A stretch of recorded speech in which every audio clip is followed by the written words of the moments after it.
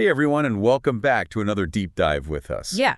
Today we are taking a look at runes. Specifically, divination with runes. Now, I think it goes without saying, but just for anyone who's brand new, runes are an ancient Germanic alphabet. Yeah, sometimes called Futhark or Futhork. Right. And so we are going to be looking at them through the lens of divination. Yeah. How can these ancient symbols Are going to be used as a tool for gaining insight into the present, maybe even the future? Exactly. And also how we can apply those insights to our own lives. Right. And the sources we've got today, I think, really cover this well. We've got some on actual rune meanings. We've got some discussing historical context. And then, of course, we have the modern perspective, which is, how are people using these today for divination? What are the systems? What's the theory behind it? Right. So we'll be drawing on all of that to really give you as comprehensive an introduction to using runes for divination as we can. Okay, great.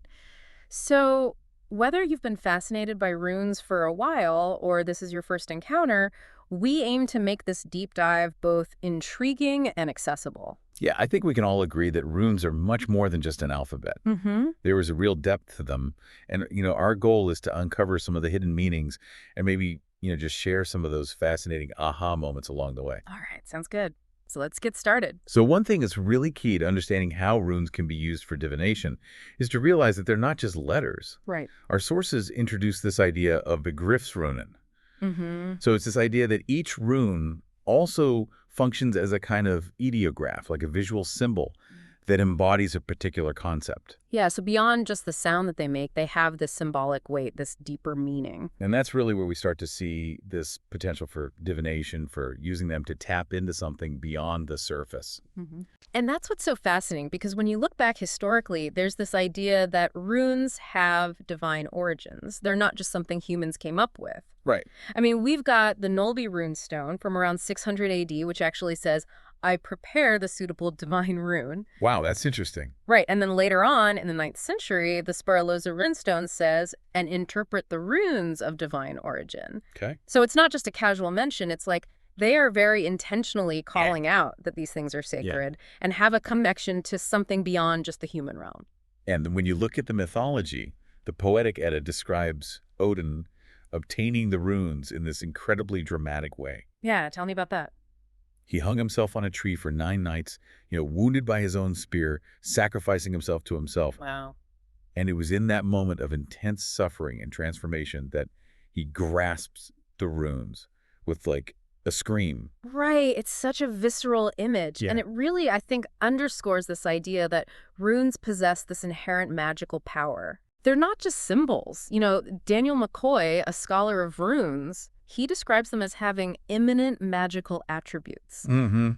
So even when they were used for mundane things, like writing on a piece of wood, they still had this inherent power that couldn't be negated. So this intrinsic power that they have is really key to understanding why they're considered so potent for divination. Exactly. It's like they are a direct line to something deeper. So let's look at some specific runes now and see what they might mean in the context of divination. Yeah, let's dive in. Our first one, Fehu. So Fehu is all about wealth, abundance, and material gain. And this is really tied to the idea of cattle because for the Norse, cattle were a measure of wealth. Right, like your livestock was your prosperity, right? Literal livelihood. So exactly. And Fehu has this raw, expansive energy that can be harnessed to help you attract prosperity and achieve your goals, your ambitions. And it's interesting to think about how that concept of wealth might translate to the modern world. It's not just about money anymore. It could be about your skills, your knowledge, your network. Right. That kind of intangible wealth that we all build up over time. Yeah, those are also forms of wealth. So if you're doing a reading and Fehu comes up, it could be a sign that, a time of increase is coming, or maybe it's a call to focus your energy on attracting abundance in the area of your life where you desire success. And it's not just material, right? It could be abundance of love, abundance of joy, abundance of opportunity. Exactly. Yeah, good point. It's about a general sense of thriving, of having more than enough of what you need. Okay. So what's next? All right, next we have Kanaz. Kanaz represents the torch, controlled energy, passion, creation, and transformation.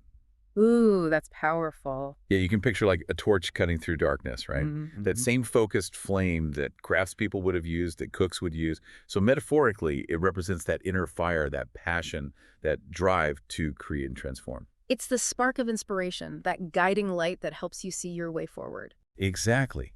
So for our listeners, think about it.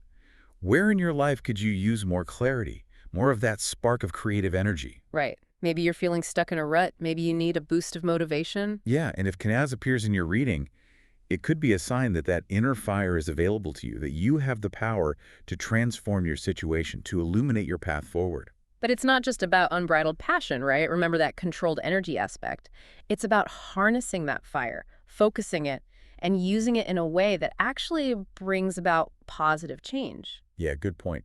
It's about being mindful of your energy, being intentional with how you use it. Okay, so that's Kanaz. What else do we have? All right, our third rune for today is Ingwaz. Ingwaz. Ingwaz symbolizes fertility, sexuality, potential energy, family lines, and ancestry. It's about the seed that's planted in fertile ground, waiting for the right moment to sprout. That's a beautiful image.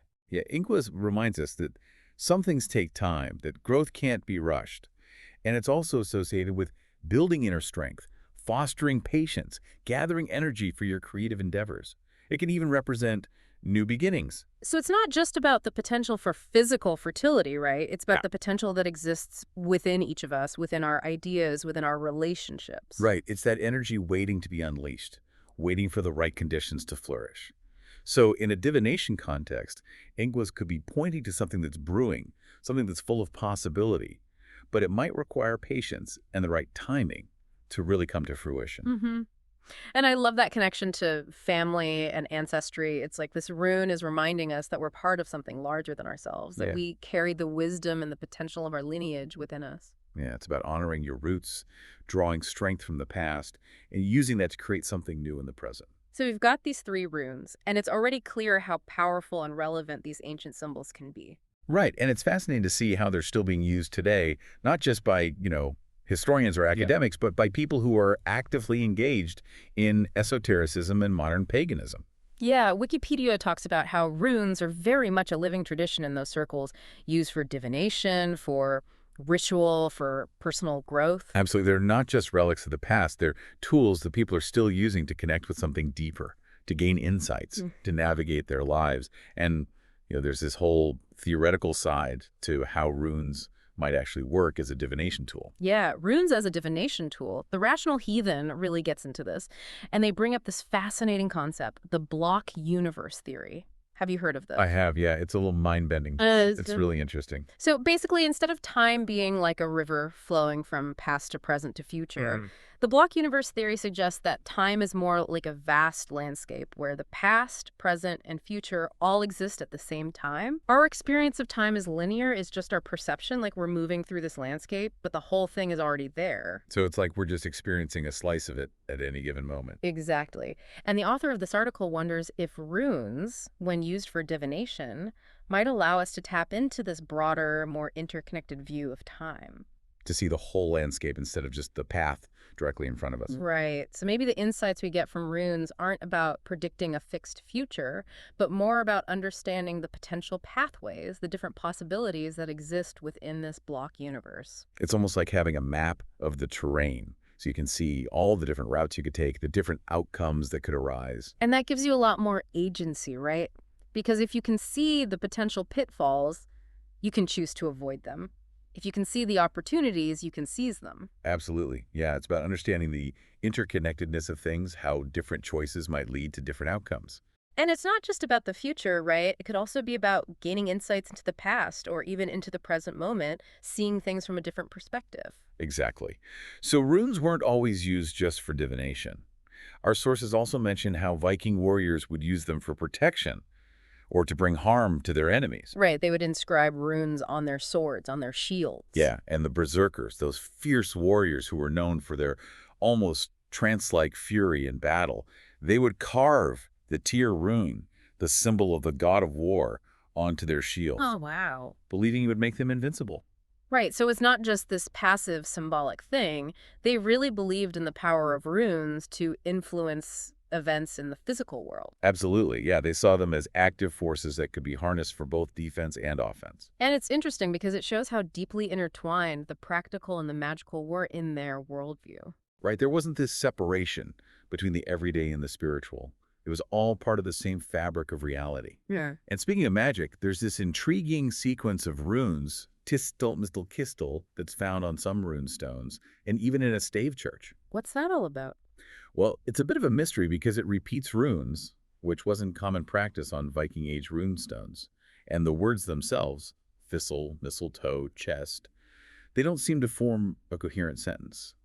But one theory is that this sequence, which is like a form of hidden runes, might have been used in spell work. Oh, that's fascinating. Yeah, maybe to protect the deceased in their graves or prevent them from returning as the undead. Wow. And the fact that it's found in a church, potentially linked to the burial of unwanted children, adds another layer of complexity. Right, it suggests that runes might have been used not just for personal gain or protection, but also for more compassionate purposes, like bringing peace to those who had suffered a difficult fate. That really expands our understanding of how they might have been used. Definitely.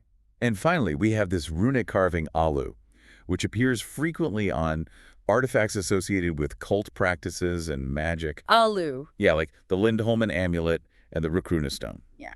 It's a bit of an enigma because its exact meaning beyond a possible connection to ale is still debated by scholars. So it's a mystery.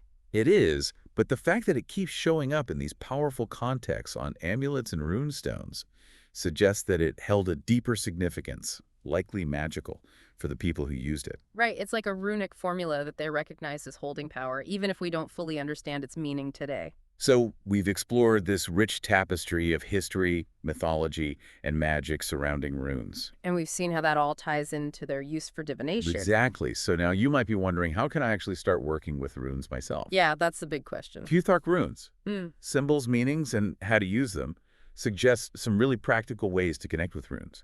You could carry a runestone with you, maybe in your pocket or purse. Mm-hmm. Place one on your desk as a visual reminder of a particular intention or goal you're working towards. Or even wear a rune pendant to keep that energy close to your heart throughout the day. Exactly.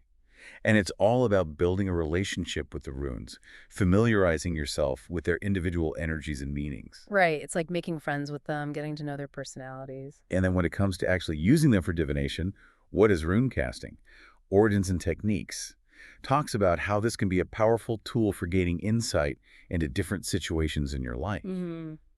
Now, we might not have a complete step-by-step guide from the Viking Age on how they did it, but the reconstructed meanings of the runes, combined with modern interpretations, give us a really rich and adaptable system to work with. Yeah, and I think that's what's so exciting about runes. It's not a rigid system. It's something that can evolve and adapt to our modern understanding. Absolutely. So just to give our listeners a high-level overview, how might a typical rune casting session go based on what the source suggests? So generally, you would start by focusing on a question or situation that you'd like clarity on. You might close your eyes, take a few deep breaths, really center yourself.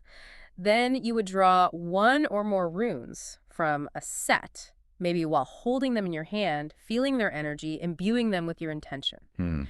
And the way the runes fall, their proximity to each other, their individual meanings, all of that is then interpreted in relation to your question. So it's not about predicting a specific outcome, but more about gaining insights into the potential influences at play, the challenges and opportunities that might be present. Right. It's about getting a different perspective, maybe seeing things from an angle you hadn't considered before. So as we wrap up this deep dive, let's just recap what we've explored. We've seen that runes are so much more than an ancient alphabet. They're powerful symbols with a rich history and mythology, used for everything from battlefield protection to complex magical practices. And they continue to be used today, especially in esoteric and pagan traditions, as a tool for divination, for personal growth, for connecting with something deeper. Exactly. And we've touched on some really fascinating theories about how runes might work as a divination tool, like the idea that they might allow us to tap into a more interconnected view of time, the block universe. And we've seen how the individual meanings of the runes can offer insights into our lives, our challenges, our potential, our paths forward. Absolutely.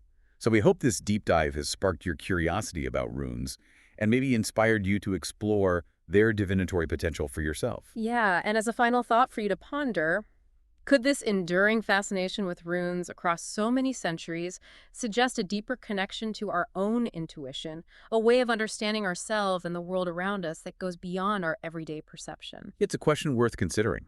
And if you're interested in delving deeper into the world of runes and exploring their potential for divination, we encourage you to check out divineminddivination.com.